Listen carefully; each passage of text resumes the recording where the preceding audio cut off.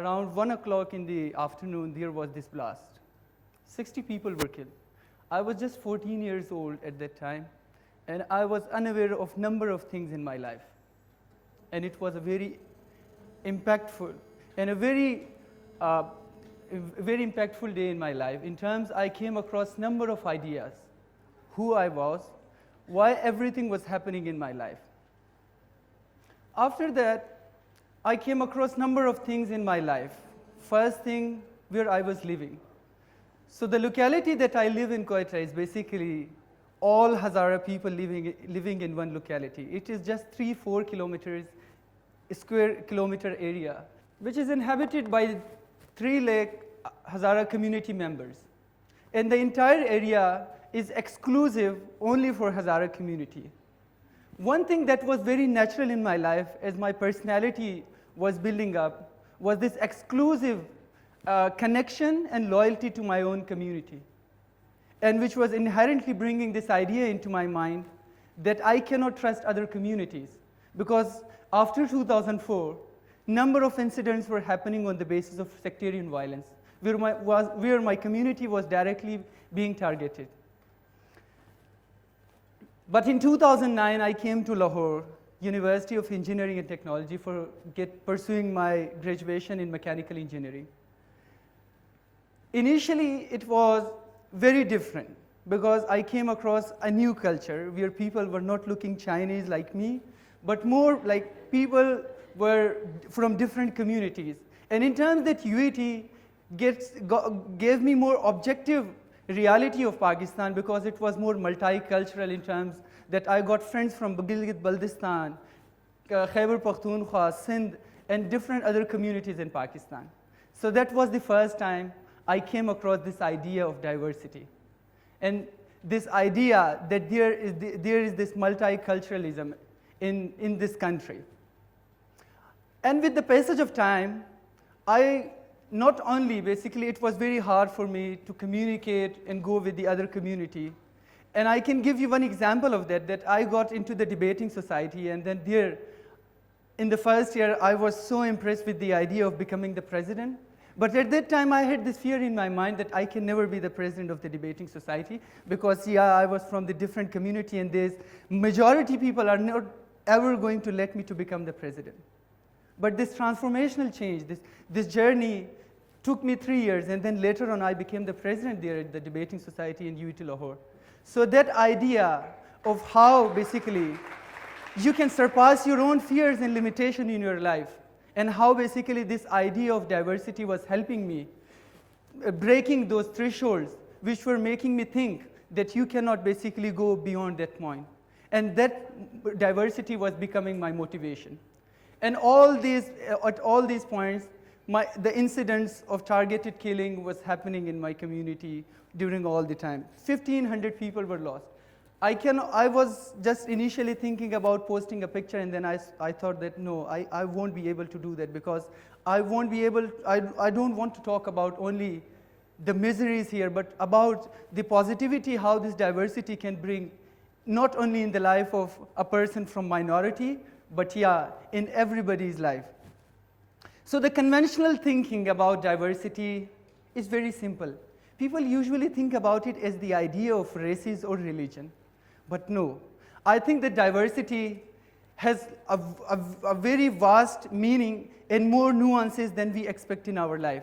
And this is basically the limitation in terms of, whenever I talk about diversity, I say that this is the limitation that we have to surpass, that diversity is not only about races and religion, it's about choices in life that we make. It's about our orientation. There are thousands and thousands of people who think differently, who want to choose different lifestyle in their life, and who want to make different choices in their life that they sometimes feel obliged to basically leave them due to this idea that society is sometimes not tolerant toward the idea of diversity. So humans have this capability of understanding each other more on personal level. But there is another class. That class, I would say, is the class of vested interest. And that class basically makes the language of binary. And that language is us against them. So for people who want to basically make that language, it's not going to be Tariq Masih, it's not going to be Kailash, it's not going to be Mukesh, it's going to be Muslim against the Hindus, it's going to be Muslim against the Christian. So that very point when that vested group comes into the ground, they basically curtail that human capability to understand the people more on the human level. And they make this binary, and they make this binary in our life to see the things in just two phases, us against them. So there is this conundrum of identity. We basically think sometimes that we belong to one identity, but that is basically very much wrong. I used to think about it always as part of being as a minority. But sometimes, now basically when I used to read Park Studies, I was part of the 97% as the part of majority, and then there was this point that since I was coming from the another province, which is the smallest province in Pakistan, then I was against the minority. And since I am from the middle class, then there are other people who are basically with me as the part of majority. So you can see that how this idea is very much fluid. This idea is never about identity, is not about singularity. It's about different layers of it you get in your life. So with those layers, you basically get different motivations in your life. So for example, if there is this guy in Michigan, and he is part of the black community, and who are basically in this county, they are part of majority. They are going to consider them as the majority themselves. But when moving to another county of the same Michigan state, they are not going to basically be a part of majority. So you can see that how this idea is fluid in its nature.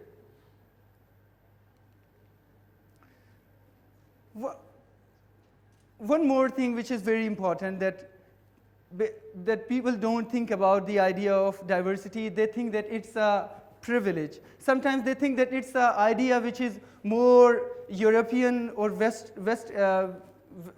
in terms of that these ideas can only run in a Western country. So for example, they talk about this, that multiculturalism can only exist in countries where they have this stronger laws. But you can see that how we are basically losing number of things with the idea that we are not tolerant towards diversity.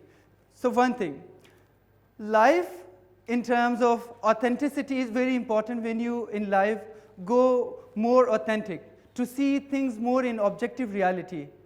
But when we are not exposed to the idea of diversity, we basically see things in statistics. You can see that all these things basically, due to the idea of being a society less open, less tolerant, and less tolerant towards the idea of diversity, all these things are happening. I was talking to my friends that how basically one friend of mine, his father was working in Pakistan Air Force. He said that every time there is this incident with the Hindu community, he always remembers one friend of his, because he was living in the colony with the same Hindu family on a more personal level. He did not have his Hindu or Christian families to work in his home. So you can see that how that human lens of seeing the other people in more qualitative and objective reality, rather than seeing the community in some specific professions, like Christians as sweepers, you can see that how it diminishes our quality of seeing things in a more pure sense, and how that basically makes us less authentic with the passage of time. That seeing people in numbers, in professions, and just forgetting the layers and layers of beauty that basically exist there.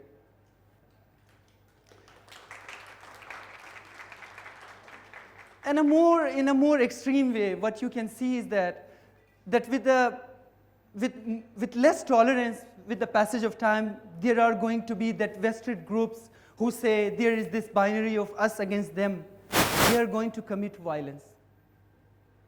And that with that violence, people basically think that sometimes it's not about the majority. Sometimes the discourse is just shaped in a way that please protect the minorities. And they do not think that it is not the issue of just minority. It's the issue of every person living in a community. So what is this violence? How does it affect us? Instantly, for the first thing it will affect, it will be the threshold of passions or tolerance will get higher with the passage of time. So people will get acceptance. Sometimes people will not be tolerated with the idea of 10 people, but with the passage of time, with the unabated violence, the people will start to basically be tolerant with the idea of even 100 people being killed. So you can see that people, every person in society, losing one part of themselves, how they basically get tolerated with the idea of violence. And that basically affects them in a way that we humans have this destiny to be humanized with the passage of time, to be living as authentic and as human as possible. But with the violence, with the perpetual violence going on, we lose that part. How you can see that in real life these affects us. So a girl, for example, if she's from the Sunni majority community, and the other guy, that she is in a relationship with a guy who is from the Shia community, and that with the passage of time, she understands that there is this clear dichotomy, this clear there's difference in the society in terms of identity, that she cannot love a guy from the other community. So she has to kill a part of herself just to conform to the idea of society. So it is not about just the majority and minority. You can see that it even kills the idea of aesthetics and beauty sometimes, that these ideas of identity influence us so much that we basically, with the passage of time, have to kill a lot part of ourselves to exist in that society which is not tolerant. So for a society which is not tolerant, one thing is very, very clear, that it's going to be a conformist society. And then since people are talking about businesses and enterprises, a society which is conformist can never be entrepreneurial. A society where people are asked not to think, not to see things in dichotomy but in layers, those people can never innovate. So for business, for innovation, for creativity, you have to see things not in 2 or 3 shapes or just in identities, but in whole spectrum of feelings. So when Martin Luther King says that I want to be in a society where my 2 children can live up in a society where they are not going to be judged by the color of their skin, but by the content of their character. We can see that basically with the passage of time. We lose that part. We judge people on the color of their skin or by the beliefs they hold and by the language they speak, but not by the content of their character. So I want to live in a society where there is diversity, and my experiences are not basically enriched by just one experience, but by whole spectrum of feelings, by coming across different ethnicities, different communities, and in different religions, so that I can have a colleague who is from Christian community, so that I can learn and empathize with them. So this idea of empathy can never be fulfilled just with talking. This can only be experienced in terms of human relationship. So you can see that being isolated to your own community and being stuck in the idea of identity and less tolerant toward diversity, we are losing so much. It's not about minority, but it's about every person living in a society. And one thing which is we all talk about, that how these things can be made possible. Can never be made possible with small spaces that we create where we talk. We always had these spaces where we talked about minorities, but it never affected the whole country on a country level. So what can happen? We can basically use this power of human interaction. I have experienced it myself. So the story I was telling you about, how with the passage of time it affected me to not only like the idea of diversity, but to make it as my inspiration and motivation to work not only for my community, but for all the communities in Pakistan, for all the marginalized and voiceless communities. That is only possible with the human interaction. So we have to make these public spaces. We have to reclaim that.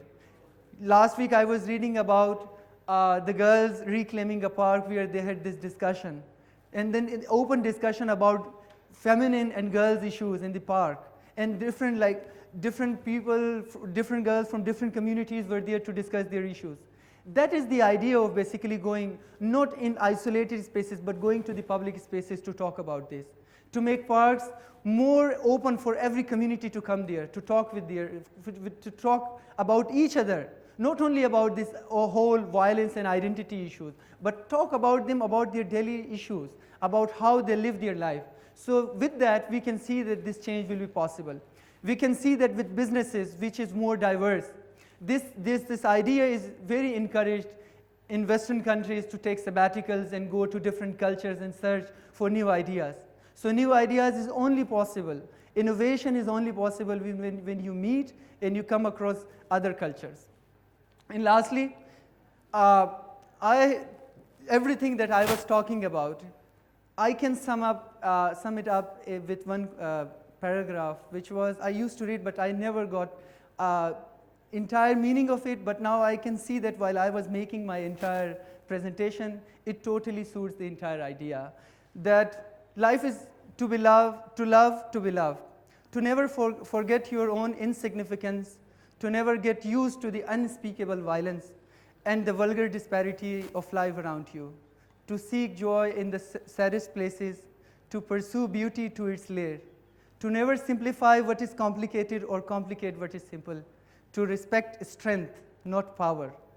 Above all, to watch, to try and understand, to never look away, and never, never to forget. Thank you.